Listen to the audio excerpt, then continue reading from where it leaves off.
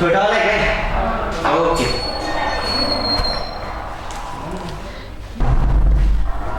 हा सुरू का बंद आहे? हा आता सुरू झाला काय?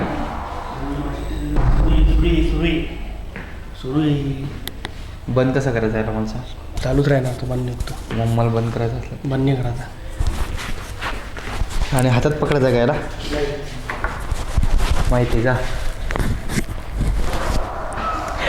Good evening students, we are talking about the history of English literature, and in the segment history of English literature we were dealing with the Restoration age. Okay, when we talk about the Restoration age, it's totally what we can say dominated by the John Dryden and his writings. Okay, but as you just go forward and try to find out the other people who belongs to this age, and then we come to know that the Comedy of Errors was Comedy of Manners was one of the another important aspect of this period, and it has laid the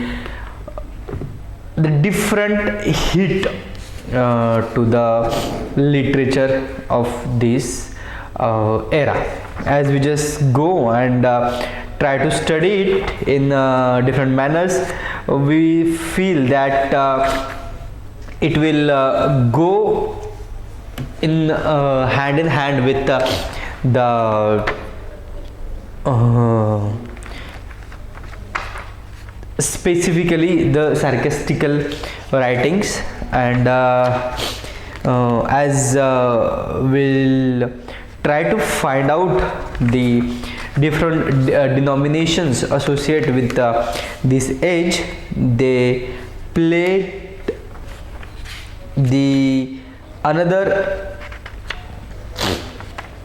what we can say another important aspects of this time.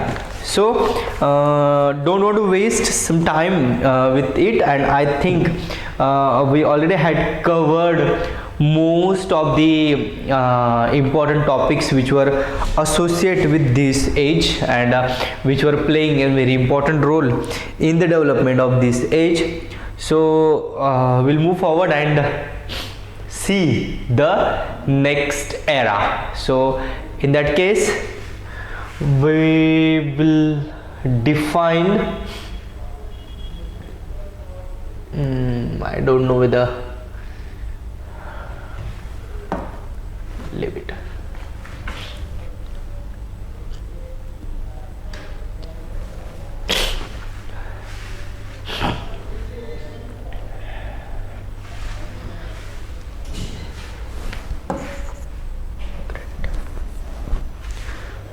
So we'll move toward the next age, that is a very popular age in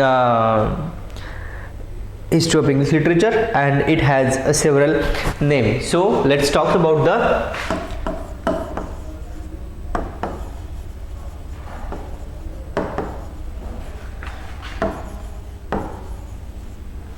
Neoclassical age, or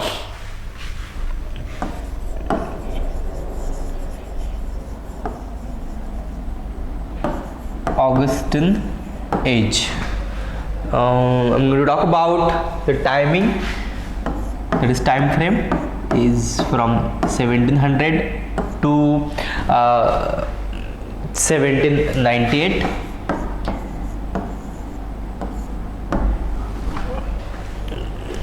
Yeah, but not that totally this one. Here we have some distinguished timing. So 1700 to 1745, this is the thing I would like to put in front of you, that is, this is also called as age of Pope, that is from 1700 to 1745. Age of Johnson, or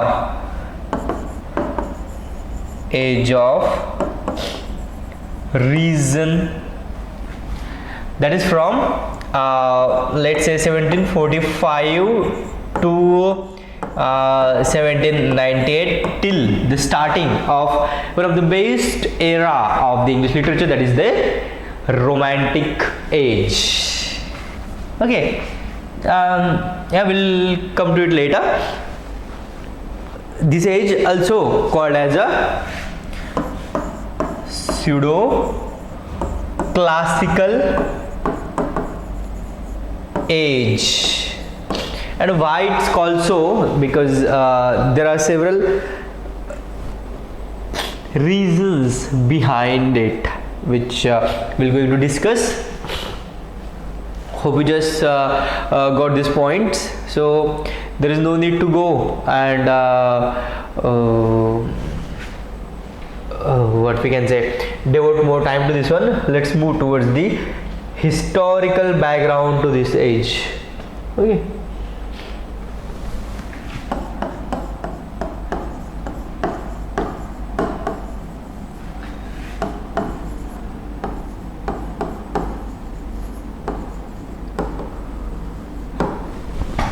Historical background. So basically the term, that is Augustan age, comes from the self-conscious imitation of the original Augustan writers like Virgil, Horace, and by many writers of the period. What they have done, they try to imitate these Augustan writers in their writing. The literature of this period we can find which conform to Pope's aesthetics principle is distinguished by its starving for harmony and precision, its urbanity and its limitation, its imitations of classical models. Basically, when we talk about this, we can find that the one point here is imitation of classical literature. So as we go forward and try to find out, we see that these people, they were very fond of classical literature, and that's why they try to study classical model, and they tried to bring it into their own writings. And that's why as we go forward, we can find that this neoclassical age has a many turbulent point where these people, even though they are very intellectual in the nature, they just try to stick to the classical form. So instead of going for the new kind of research or the new changes in their writings, what they have tried, they have to try to stick to the classical literature, and it's made a different, as we can find this literature became very popular. So I would like to bring some points in front of you in this regard. The 18th century in English literature is known as an Augustan age. That was the first of the neoclassical age and the age of reason. The term Augustans come from this parallel between the 18th century and the classical Augustan age of the Emperor Augustus Caesar. Okay. As the age of Emperor Augustus was the golden age of Roman Empire, we can find similarly 18th century is also seen as the golden period in the history of English literature. And why? Because we have the writers who imitate the literary forms and themes of original Augustan writers such as Virgil and Horace. So as we just go forward and see, the Enlightenment thinker of this 18th century such as Voltaire and Rousseau popularized the ideas of the age of reason, and that's why Francis Bacon, John Locke, Hobbes were important precursors of Enlightenment, and this Enlightenment movement advocated this scientific rationalism and empirical knowledge. So we have to talk about this Enlightenment movement. Okay.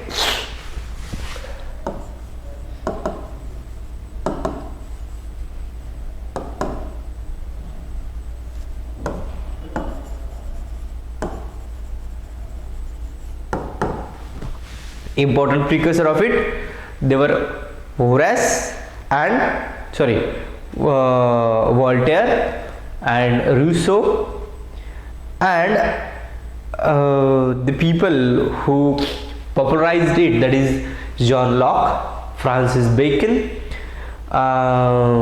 then Thomas Hobbes. They were considered as the important precursor of this age or this Enlightenment movement, who advocate scientific rationalism and empirical knowledge.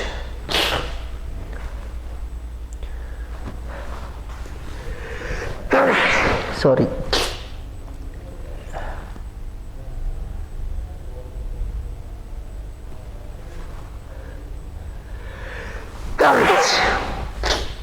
Excuse me.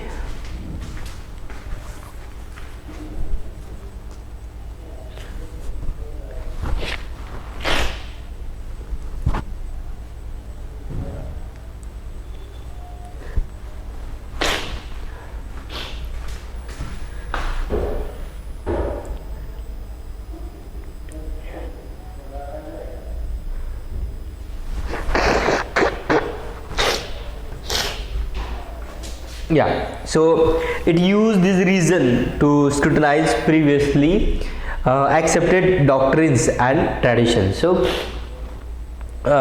in his famous 1784 essay, What is Enlightenment? Then here we can find the introduction of the one of the famous philosopher of the history, that is Immanuel Kant.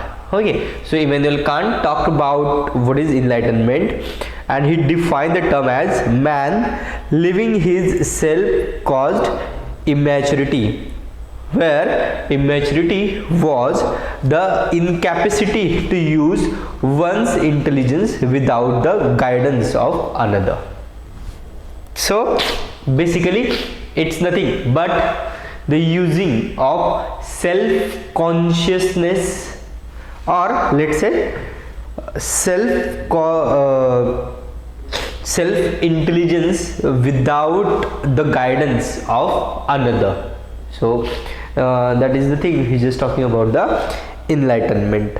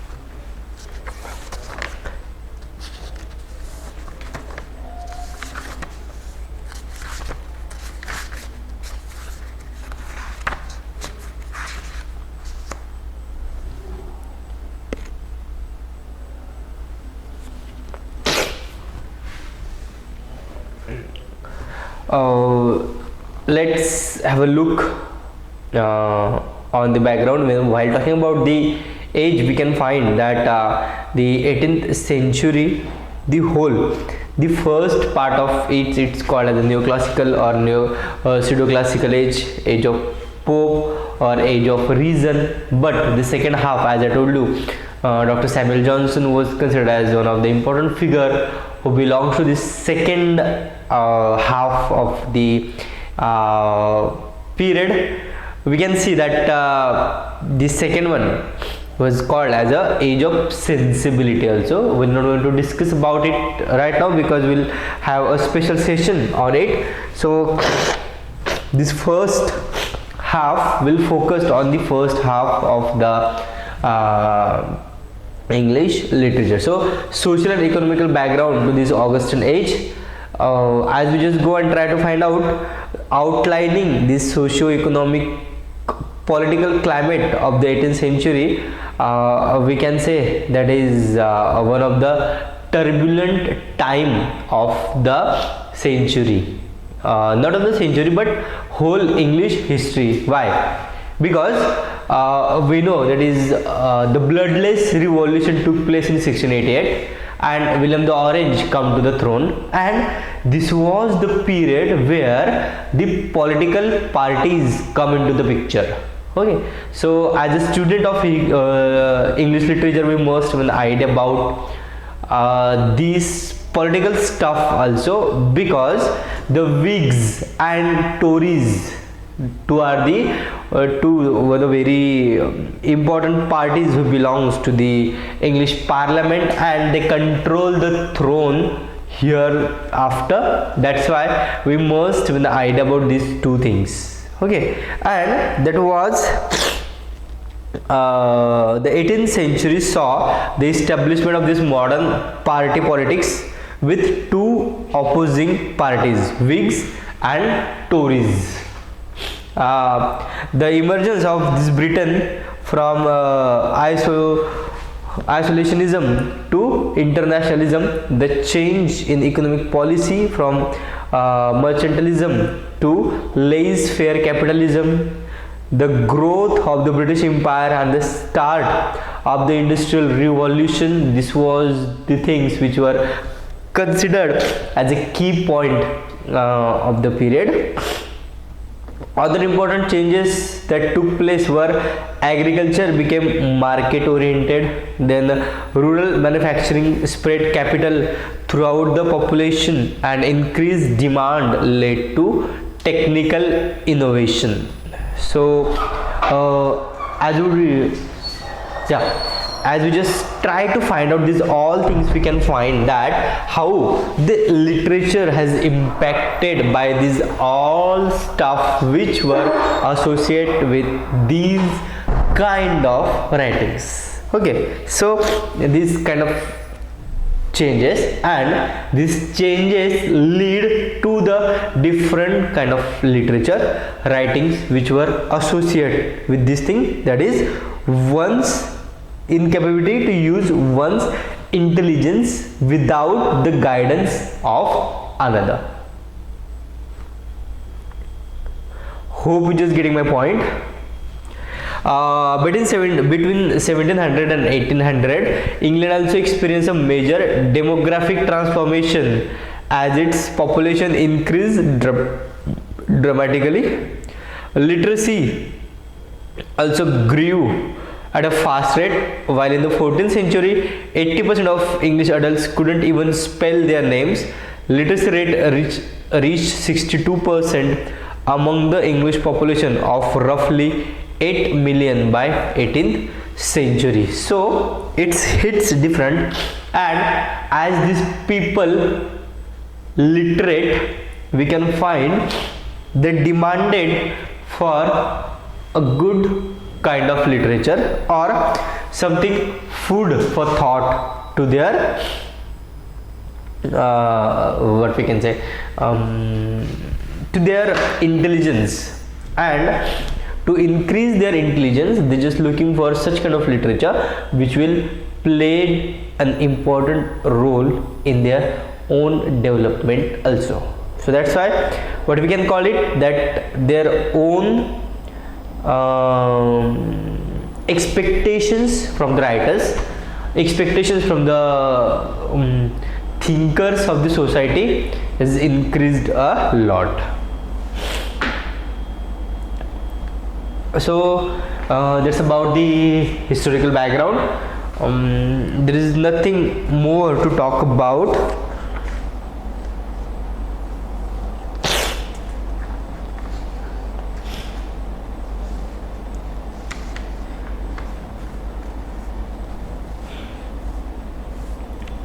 Let's move towards the literature of this Augustan age.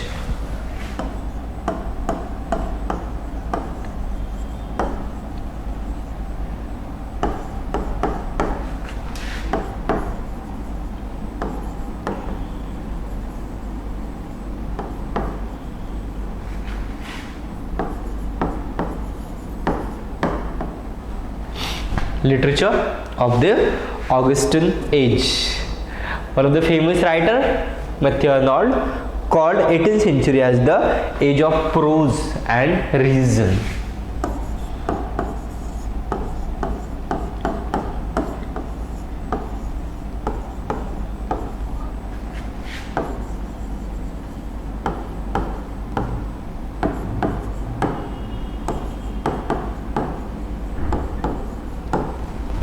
Matthew Arnold called this age as a age of prose and reason, and why so we'll come to know about it very soon.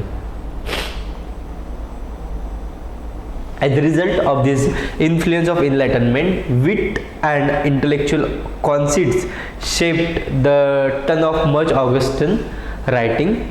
The work of Dryden, Pope, Jonathan Swift, Joseph Addison and other writers demonstrated qualities of order, clarity and stylistic decorum of the literature. Their works were less concerned with emotion. Yeah, this is the one thing which I would like to highlight over here, that is, their works were less concerned with emotion and imagination than with facts and reason. So on the one hand we have emotion and imagination,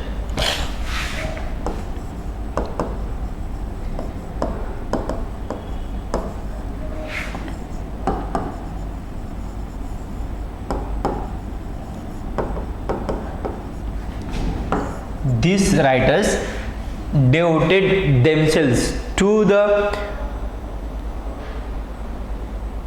write their literature on the line of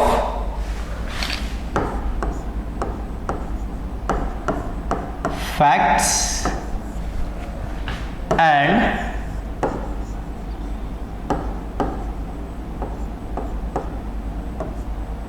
reason. Facts and reason.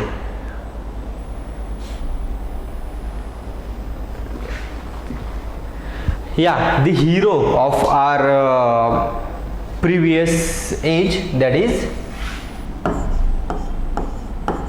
John Dryden. He can be seen as a link between Restoration and Augustan age. So he is considered as the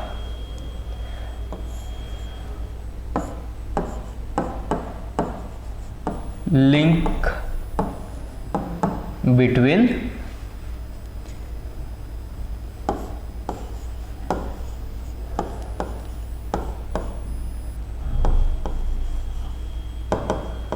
Restoration and Augustan age.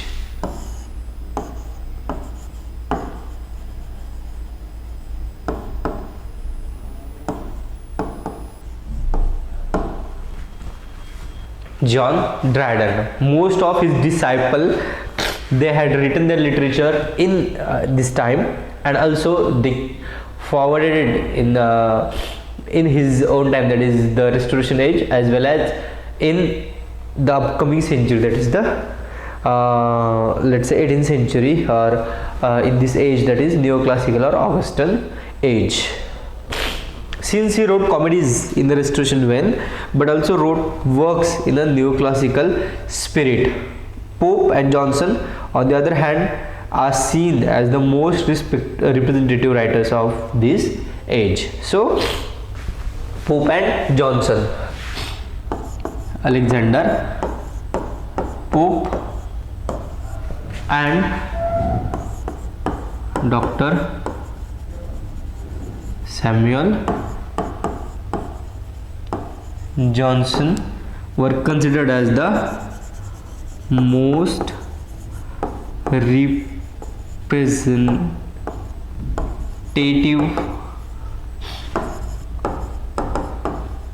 writers of the age. Yeah, so as we just discussing this thing, we can't deny the importance of the John Dryden, but on the timeline of John Dryden we can see that these two writers come into the picture and they move forward, and they are seen as the most representative writers of the age. One could discern a reverence for classical authors and ideas in the work of 18th century. Writers imitated classical form, epic, ode, epistles, and made use of aesthetic and critical principles taken from classical authors such as Horace and Virgil. So, even though these writers are the famous one, they had written their literature, or they had put their efforts into the development of this all literature, but we can't what we can say, not deny, but we can see that these writers, what they have done, they had put their efforts in the changing of the aura of the literature from emotion and imagination to the facts and reason, and they have imitated the two very famous writers from Augustan age, Horace and Virgil. Okay, so their writing was, what we can say, on the timeline, or they have taken the inspiration from these these classical writers. Means we find emphasis was more on style, modeled on the pattern of ancient classical writers rather than the content. That is the very important aspect. So these writers, good.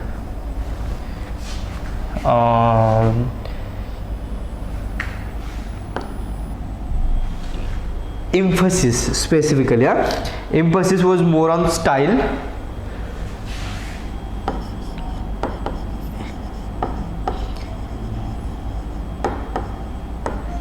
we can find the emphasis on instead of content, the people emphasized on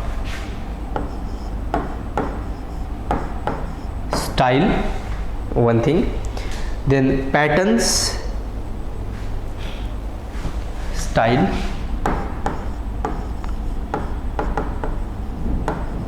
patterns, and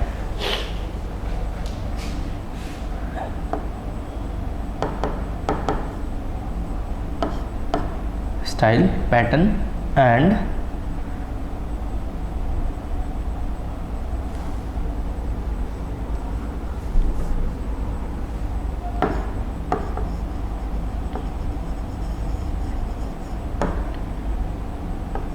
thoughts. Style, pattern, and thoughts. So specifically content was neglected, but these things were emphasized a lot by the neoclassical writers. Okay, and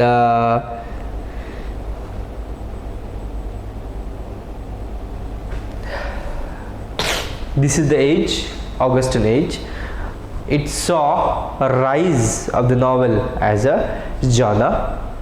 Then heroic couplets were most ambiguous form of the Augustan age, and then sentimental comedy, that new dramatic form of the era. I will come to this one later. Another thing I would like to talk about this age, that is, this age had seen periodical essays as the new literary trends of the age. We'll come to this point later. Prose triumphed in the Augustan period. Periodicals, essay, satire, novels all flourished during this period. Even poetry became prosaic and was used for the purpose of criticism or satire.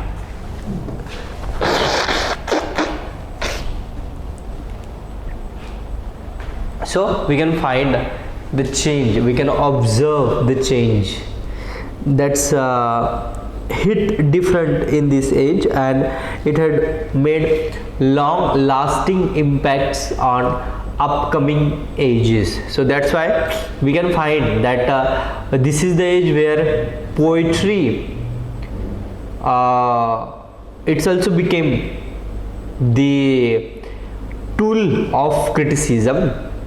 That's why when we talk about this prosaic kind of stuff, it has given a different kind of module to the literature of the age, and that's why one could discern a reverence for classical authors and ideas in the work of 18th century writers.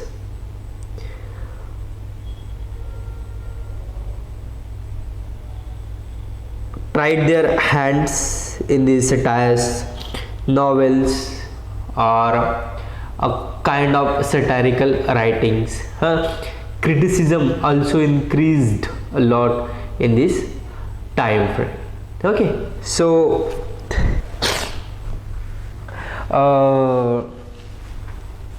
this was the period. Okay, let's talk about the William J. Long. William J. Long cites these reasons for the spread of prose and states that a multitude of practical interests arising from the new social and political conditions demanded expression not simply in books but more especially in pamphlets, magazines and newspapers. So poetry was inadequate for such a task, hence the development of prose, of the unfettered word, as Dante called it, a development, while astonishes us by its rapidity and excellence. Okay, the graceful elegance of Addison's essays, the terse vigor of Swift's satires, the artistic finish of Fielding's novels, the sonorous eloquence of Gibbon's history and of Burke's orations, these have no parallel in the poetry of the age. So these are the observations of William J. Long, and he's just talking about these things.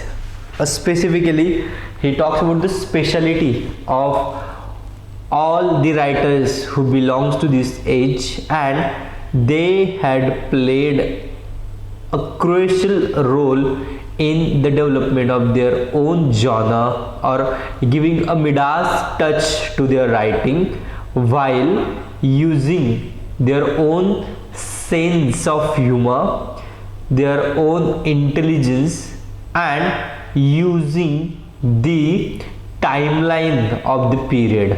Means according to the William J. Long, as there is too much socio-political changes this period was observing, and they need such kind of literature, and that's why poetry was not that much appropriate to give this sense, what we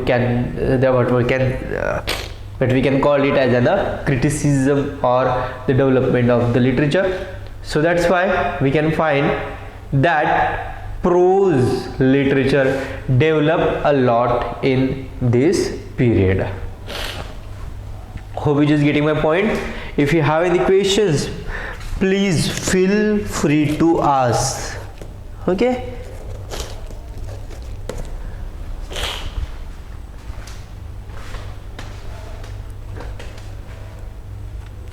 Yes, anything else?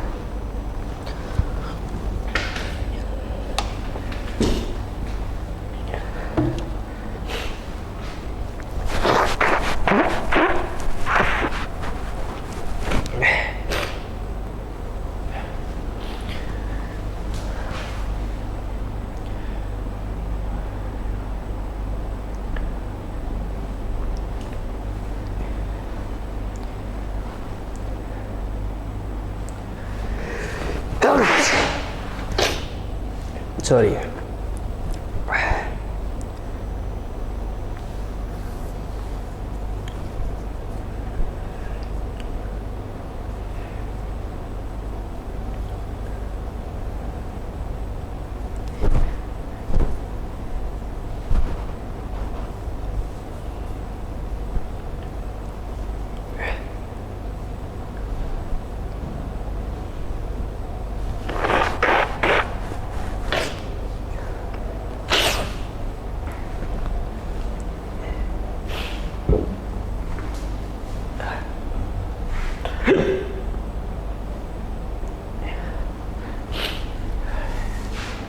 So as we move forward and see this age,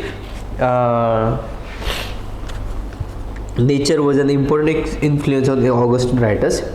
They examine this enduring truth of human nature. By nature, the Augustines means not external natural world as expressed in the poetry of romantics, but man and manners of society. So according to these people,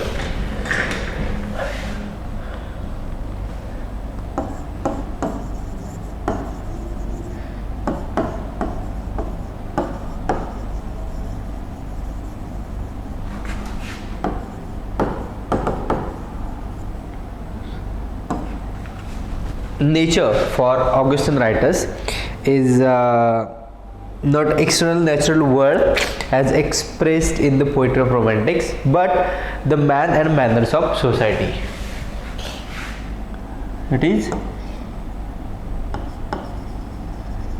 man and manners of the society instead of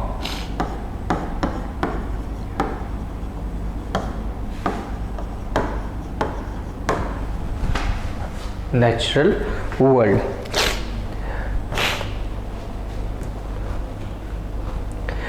In his essay on criticism, Alexander Pope stated, "First follow nature, and your judgment framed by her just standard, which is still, that is always the same." So it's talking about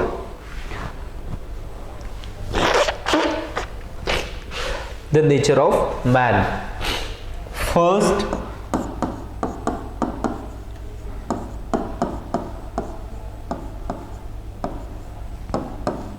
follow the nature.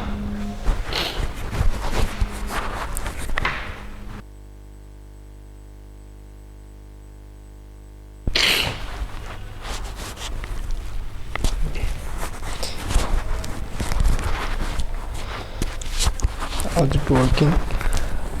Yeah, like this probably. Okay. So we're talking about the first follow the nature, and nature according to him is man's own thought, or let's say manners of the society.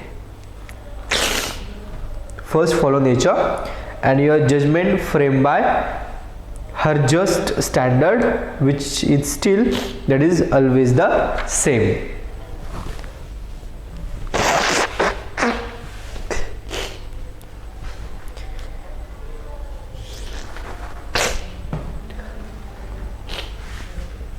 First follow the nature.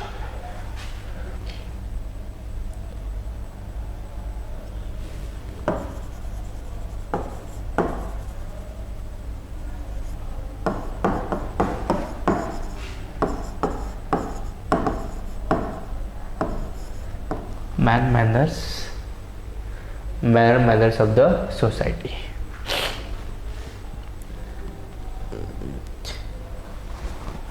Yeah.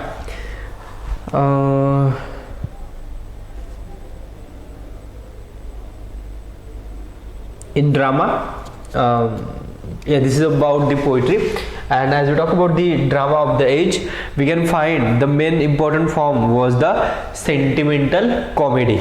Okay.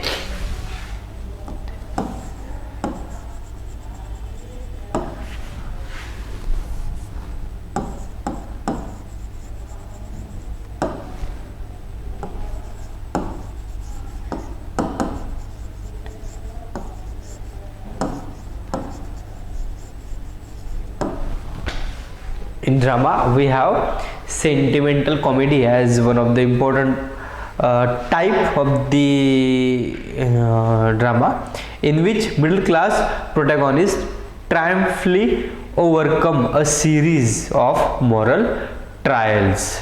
So it's we can find the very important thing in sentimental comedy, that is hero, or let's say protagonist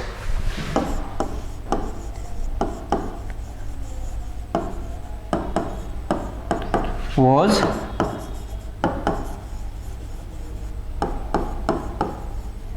middle class, and in the course of the drama he overcomes what? A series of moral trials. He not overcomes, we can say overcome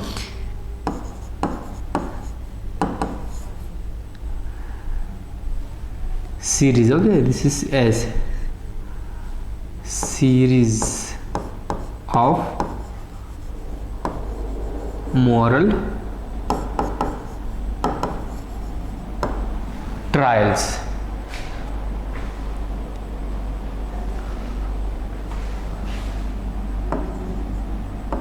Fine.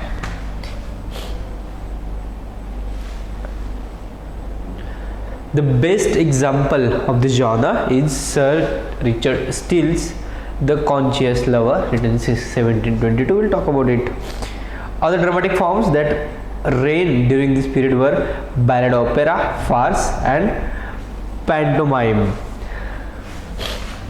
So sentimental comedy, then ballad opera, farce, yes, we can't deny the importance of farce, and pantomime. Okay, hope you just have an idea about these things. I don't think so that there's anything else. Yeah, let's move towards the literary characteristics of Augustan age.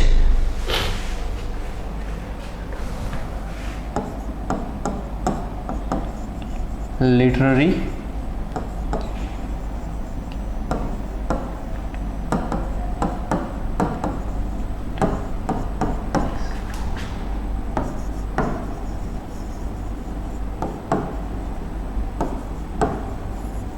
Yes. Any insights from you?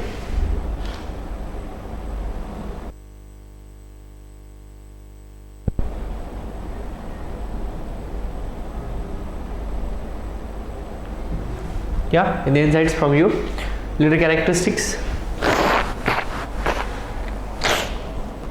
So main literary characteristics of Augustan age can be summed up as follows. The first one is very important. This was an age of new prose forms such as periodicals, criminal biographies, travelogues, political allegories, and romantic tales. So the first one is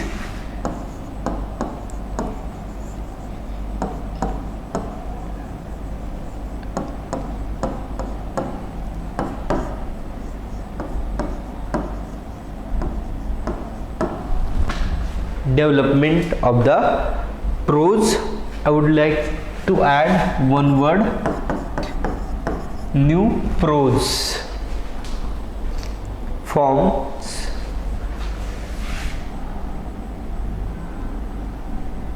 Okay, forms. First one, periodicals. Second one, criminal biographies.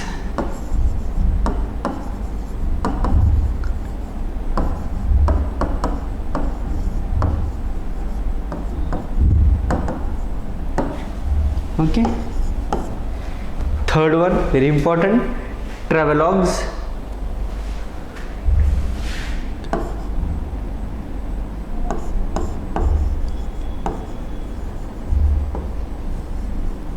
So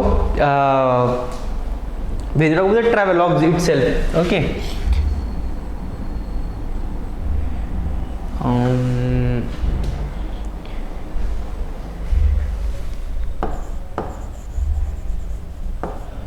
when you talk about the travelogues, what we can find that in today's world, travelogues, sorry, even today we have some social media influencer. They will use these vlogs or travelogues, but in ancient time, that is in 18th century, that was became one of the new prose form, that is travelogue. So these writers, they went to the highland and they have written their experiences in the language, and that was called as the travelogues. But today we can find these travelogues on Instagram and Facebook's, that is a kind of social media for us, and these travelogues, we can find what they do. They used it to show the different places, and then the same thing we can find, and we'll go there to do the same. Okay, म्हणजे आपण त्यांचं बघतो, ते काहीतरी post करतात, कसं आहे काय ते सांगतात, आणि मग नंतर आपण तसंच तिथे जाऊन तसेच पोज देऊन फोटो काढणार, मग हा हेच ते प्लेसेस आहेत ते एक्सप्लोर करणार. That's things happen. Okay. Political ॲलेगरीज.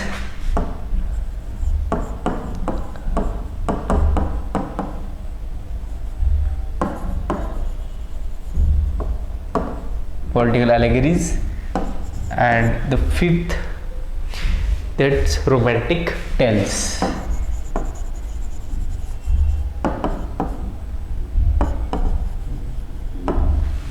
So this is the important new prose forms of the age. Have a look on it.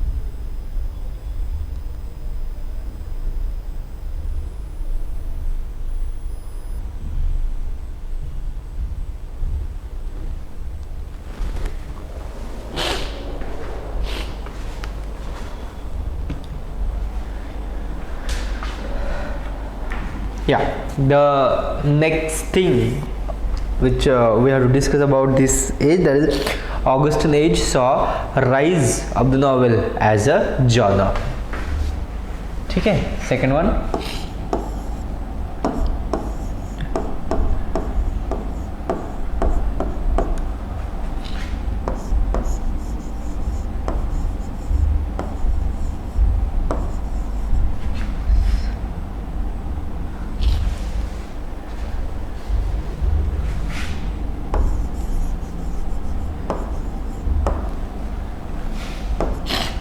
Rise of the novel as genre.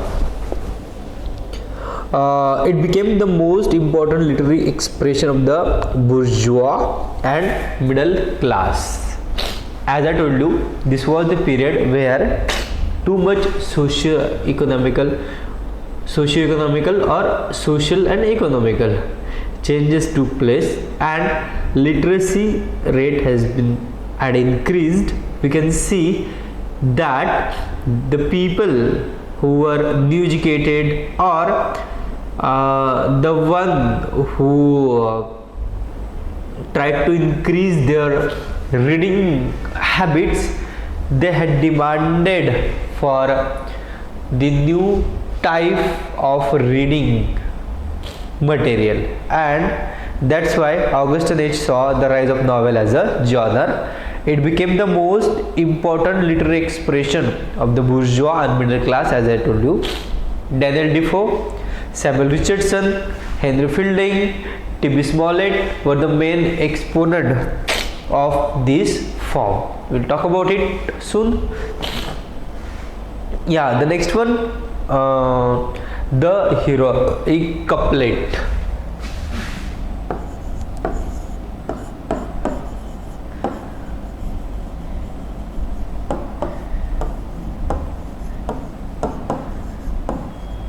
The heroic couplets. When you talk about the heroic couplets, there were two lines of rhymed iambic pentameter. Two lines of rhymed iambic pentameter was the most important verse form of Augustan age. Okay, so this one is most IMP verse form, most IMP verse form of Augustan age. It suited the spirit of this age because of its epigrammatic quality and terseness. Okay, we'll when we talk about the age, we'll discuss it in deep sense.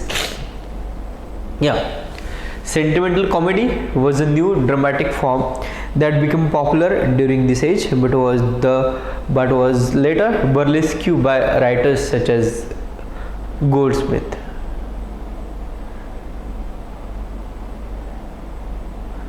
Oliver Goldsmith overcome this sentimental comedy later, but yeah, we'll talk about it. In this thing, I would like to talk about these literary trends of the Augustan age, and in this regards, we must have to look in periodical essays. This periodical essay, they were new literary trends of the age. Essay was a form that emerged during this early part of the 18th century. It was a non-fictional prose form. Okay.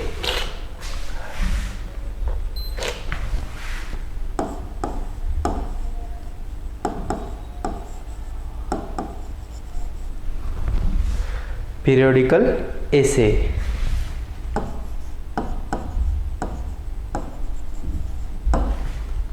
They were, when they talk about these writers, they were non-fictional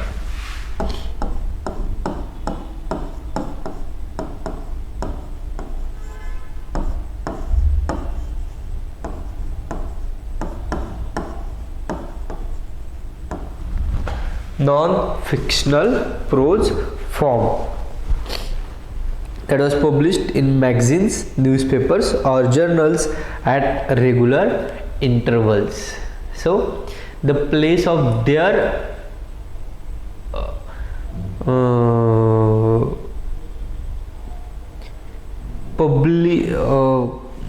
the place of their publications was also fixed, like these magazines, newspaper or journals at regular interval. If any literary form is the particular creation and the particular mirror of the Augustan age in England, it is the periodical essays. This is a kind of things which has discussed about the periodical essays. The term periodical essay appears to have been first used by George Coleman the Elder and Bonnell Thornton in their magazine The Connoisseur, written in 1754-56. The rise of the genre began with the John Dunton's Athenian Gazette on 17th March 1691. And we know that very famous periodicals were there: the Tatler, the Rambler, the Spectator were the most successful and influential single essay periodicals of the 18th century. I'm not going to talk about them right now, and